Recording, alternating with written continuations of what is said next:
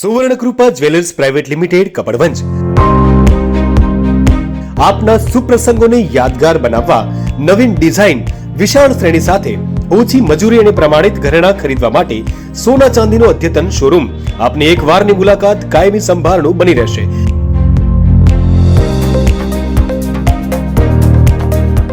તો અવશ્ય પધારો Suvarnakrupa jewellers private limited, Meena બજાર, કપડવંજ। અમારો સંપર્ક છે 91 691 69 140। કપડવંજ તાલુકાના લીલાજીના મોવાડાની વિધવા બહેનને સરકારની વિધવા સહાય યોજનામાં છેલ્લા 16 મહિનાથી સહાયથી વંચિત।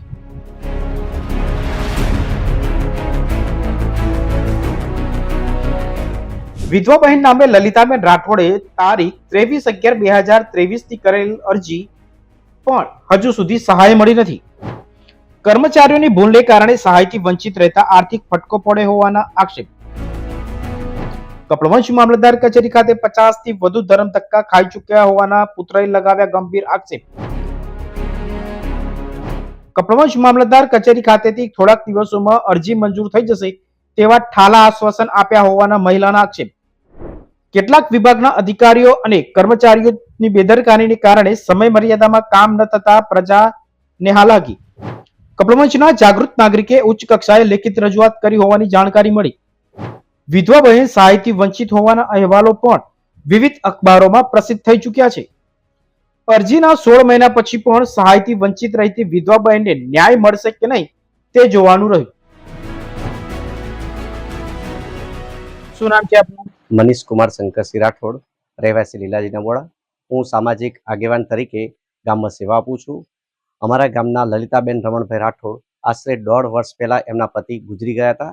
એમને વિધવા સહાય માટે મામલતદાર કચેરી કપડવંજમાં ફોર્મ ભરેલ હતું અને આજની તારીખ પ્રમાણે એમને આજે પૈસા મળેલ નથી।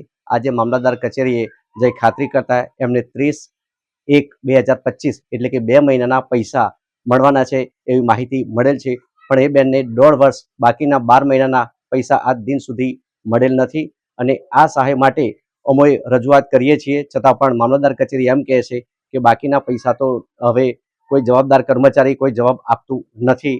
આ બાબતે અમે રજૂઆત કરેલ છે અને આ બેનને બીજા બાકીના પૈસા મળે એ માટે હું જવાબદાર અધિકારીઓને વિનંતી કરું છું અને ઘટતું કરવા માટે અપીલ કરું છું।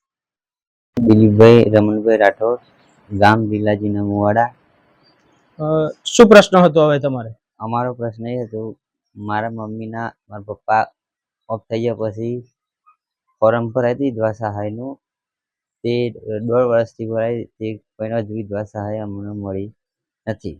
અત્યારે ખેતી કામ કરીએ એટલે ટાઈમ મળે એટલે 50 થી 100 ધક્કા ખાધા પણ હજુ કોઈ મને જવાબ મળતો નથી। અધિકારી તરફથી કોઈ યોગ્ય જવાબ મળ્યો તો આપને? ના, એવું કોઈ જવાબ મળ્યો નથી। તમારું? લલિતાબેન રમણભાઈ રાઠોડ, ગામ લીલાજીના મોવાડા। વિધવા સહાય બાબતે આપનો કોઈ પ્રશ્ન હતો? પ્રશ્ન હતો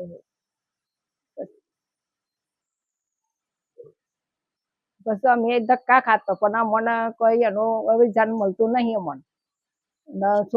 મળે તો એ સરકાર તો સારી હવે પણ મને ધક્કા ખવડાવીને અમને કોઈ જવાબ મળતો નહીં।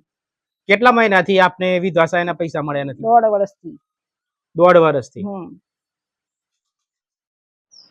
કપડવંજ તાલુકાના લીલાજીના મોવાડા ખાતે વિધવા સહાય નું ફોર્મ કપડવંજ મામલતદાર કચેરી ખાતે ભરવામાં આવ્યું હતું, જેમાં લલિતાબેન રાઠોડના પતિનું 1.5 વર્ષ પહેલા અવસાન થયું હતું।